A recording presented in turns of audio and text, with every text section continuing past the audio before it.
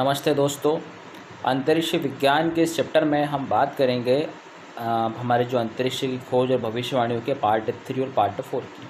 Part 1 और 2 के बारे में हमने देख लिया था। अब हम बात करेंगे पार्ट 3 में कि अंतरिक्ष में पहुंचने वाली पहली महिला।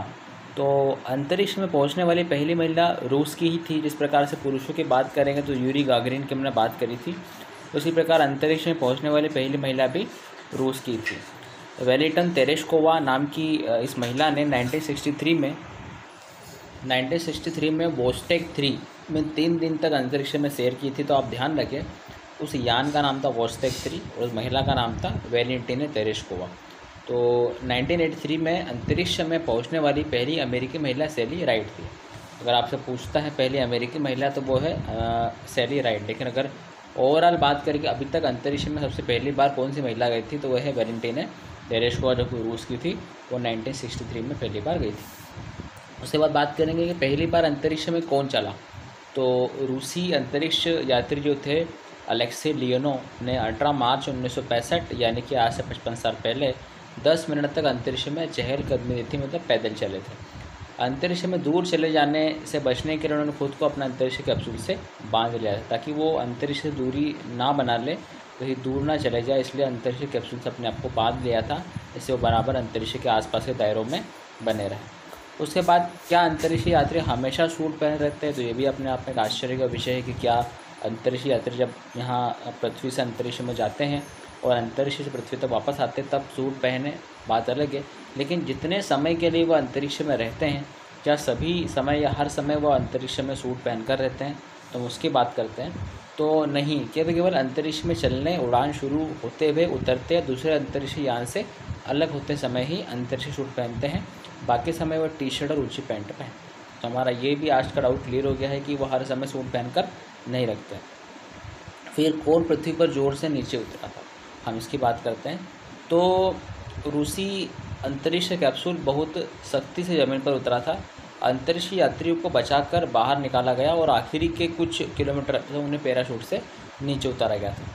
इसके बावजूद कईयों की कुछ हड्डियां टूट गई थी। उन्हें नीचे उतरने में लगी चोटों से उबरने के लिए कुछ महीने उन्हें अस्पताल में बिताने पड़े।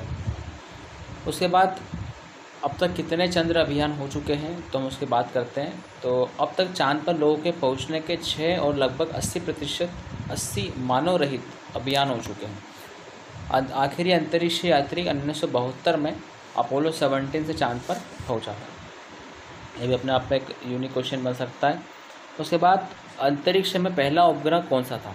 तो स्पुतनिक 1 जो था पृथ्वी कक्षा में जाने वाला पहला उपग्रह था और इसे अक्टूबर 1957 में रूस ने लॉन्च किया था और इसे पृथ्वी का चक्कर लगाने में 90 मिनट यानी कि 1.5 घंटे का समय लगा था। तो आप ध्यान रखें, उस यान का नाम था स्पुतनिक 1।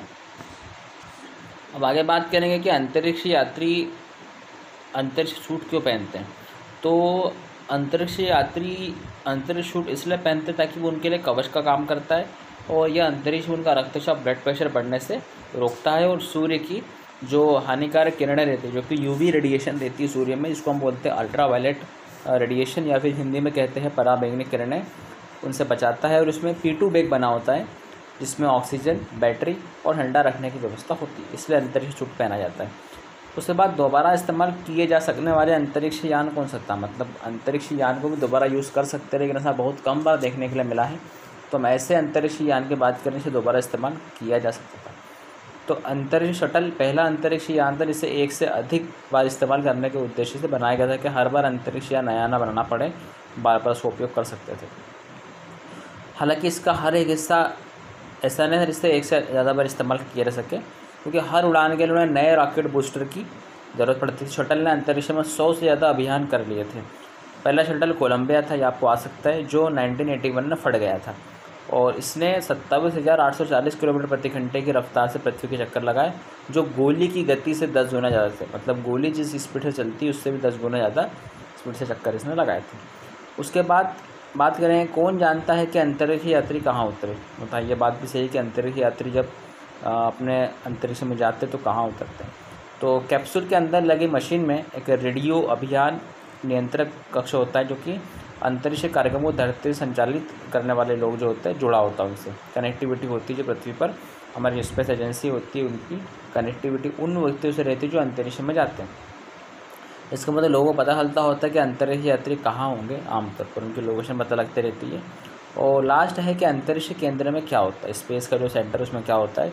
तो यात्री अंतरिक्ष केंद्रों में हफ्ते या महीनों तक रहते हैं और वे प्रयोग करके अंतरिक्ष के बारे में ज़्यादा जानकारी हासिल करते हैं और वे सुडौल और स्वस्थ बनने के लिए बहुत व्यायाम भी करते हैं।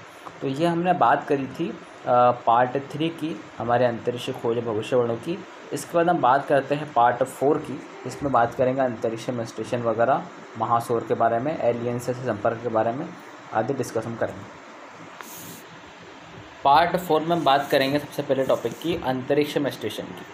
तो 20 जुलाई 1969 यानी कि आज से 51 साल पहले मैं अपनी धरती से करीब 3 से 5 लाख किलोमीटर दूर चंद्रमा पर जब मनुष्य कदम पड़े थे, तब इस ऐतिहासिक मौके पर अंतरिक्ष यात्री नील आर्मस्ट्रांग, जो कि चांद पर सबसे पहले पहुंचे थे, ने कहा था कि भले ही ये मनुष्य का छोटा कदम है, लेकिन मानवता की लंबी छलांग है।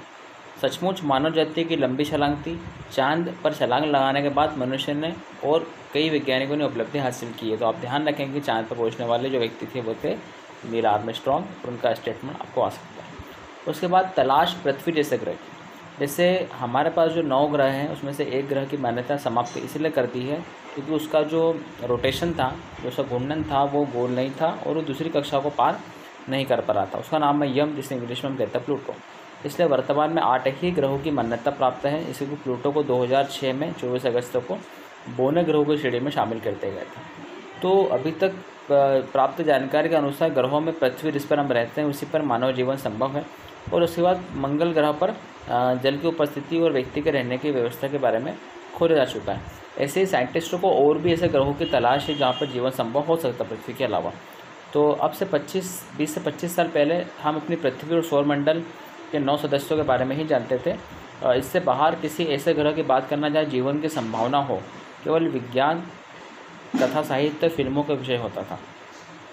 लेकिन जैसे जैसे शक्तिशाली टेलीस्कोप दूरदर्शी बनते गए वैसे वैसे हमारे लिए ब्रह्मांड की खिड़कियाँ भी खुलती चलेगी। ब्रह्मांड यूनिवर्स के बारे में बहुत सारी जानकारी हमको मिलते चलेगी।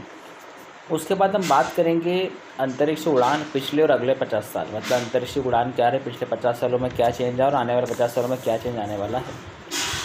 12 अप्रैल 2011 को रूस ही नहीं पूरी दुनिया में यूरी गागरिन को याद किया गया, क्योंकि 50 वर्ष पहले उन्होंने जो काम किया था उसे पहले कोई नहीं कर पाता। यूरी गागरिन वही जो रूस के यात्री जिन्होंने पहली बार अंतरिक्ष की यात्रा करी थी। तो पुरुषों में यूरी गागरिन और महिलाओं में तेरेश्कोवा दोनों ऐसे व्यक्ति थे जिन्होंने पहली बार अंतरिक्ष में कदम रखा था। तो पुरुषों में अगर आ जाए यूरी गागरिन, महिलाओं में आ जाए तेरेश्कोवा, दोनों ही रूस के यात्री थे, रूस के निवासी थे। तो 12 अप्रैल 1961 को कजाकिस्तान से लॉन्च किए गए वोस्टेक फर्स्ट नामक यान में सवार होकर गागरिन ने अंतरिक्ष में कदम रखा और करीब 2 घंटे की यात्रा के बाद सुरक्षित धरती पर वापस आ गए। इसी के साथ वे पूरी दुनिया के हीरो बन गए और गागरिन की इस यात्रा ने मानव इतिहास को बदल कर रख दी और नई राहें खोल दी। अब इस यात्रा ने साबित कर दिया कि मनुष्य पृथ्वी के गुरुत्व बंधन जो ग्रेविटेशनल फोर्स है इससे मुक्त होकर उससे बाहर अंतरिक्ष में जा सकता है और खतरनाक विकिरण के बावजूद जिंदा रह सकता है, जो रेडिएशन देते उसके बावजूद भी जिंदा रह सकता है। इतना ही नहीं, इससे मानव जाति को संदेश भी मिला है कि आने वाले समय में अंतरिक्ष में ही नहीं अन्य ग्रहों पर भी बस्तियाँ बसाई जा सकती है, रह सकता व्यक्ति। तब सोवियत रूस, यूनियन सोवियत उसको बोलते थे, सोवियत यूनियन बोलते थे अभी रूस को, और अमेरिका के बीच शीत युद्ध का दौर खत्म होने पर था और इसके मूल में छिपी थी अंतरिक्ष में एक दूसरे के आगे बढ़ने का होड़ कि कौन अंतरिक्ष में आगे बढ़ेगा। तो गागरिन को अंतरिक्ष में उतारने से पहले सोवियत रूस स्पुतनिक नामक उपग्रह को पृथ्वी की कक्षा में भेजकर अमेरिका को अचंभित कर चुका था, मतलब रूस के नाम में उपलब्धि थी। और गागरिन की अंतरिक्ष यात्रा ने जो और भी झकझोर करके रख दिया था कि इसी काम के लिए अमेरिका ही बहुत पहले से लगा हुआ था, लेकिन यह कारनामा रूस के यूरी गागरिन और तेरेश्कोवा ने कर दिखाया था। उसकी यह बेचैनी तभी खत्म हुई जब गागरिन के अंतरिक्ष में कदम रखने के 1 महीने से भी कम समय में 5 मई 1961 को फ्रीडम 7 नामक अंतरिक्ष यान से एल शेफर्ड को अंतरिक्ष में उतार दिया। इस प्रकार से रूस ने अंतरिक्ष में कई कारनामे किए हैं। अब इसी कड़ी में हम बात करेंगे पार्ट 4 में खतरनाक हो सकता है एलियन से संपर्क। हमने एलियंस की बात करी थी और हमने एलियंस को देखा नहीं, लेकिन एक मूवी आई थी कोई मिल गया ऋतिक रोशन की, उसमें एलियंस को बताया गया है।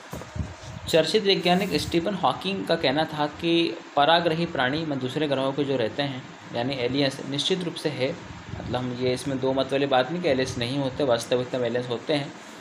तो बेहतर है कि हम उससे दूर ही रहें, यानी उनके संपर्क में आने की कोशिश ना करें, क्योंकि वह संसाधनों के लिए पृथ्वी पर हमला भी कर सकते हैं, रिसोर्सेज के लिए।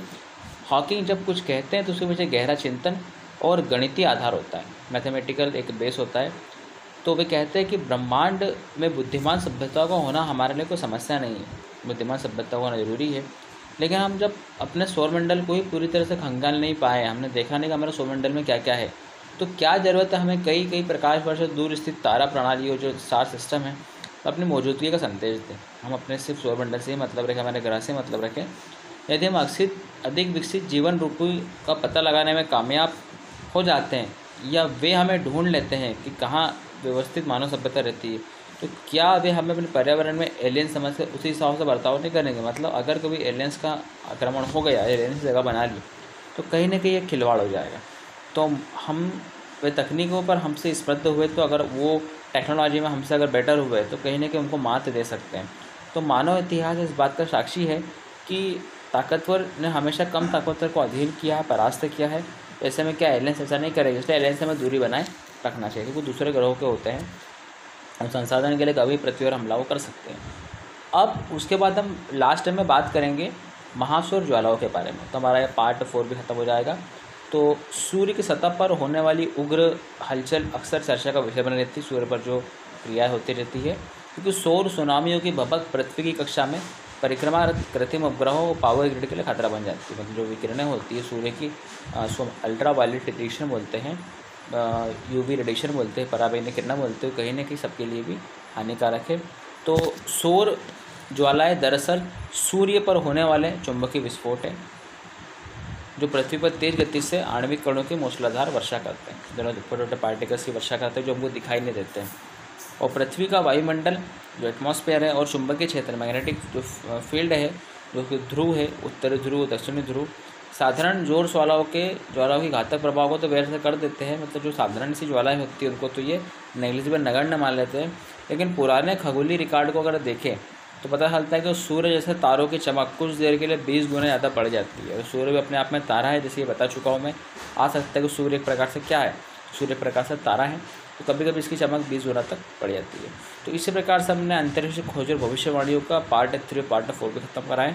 अब इस चैप्टर में एक रोचक जानकारी वाला एक टॉपिक बचा हुआ है, इसी के साथ हमारा चैप्टर ही खत्म हो जाएगा।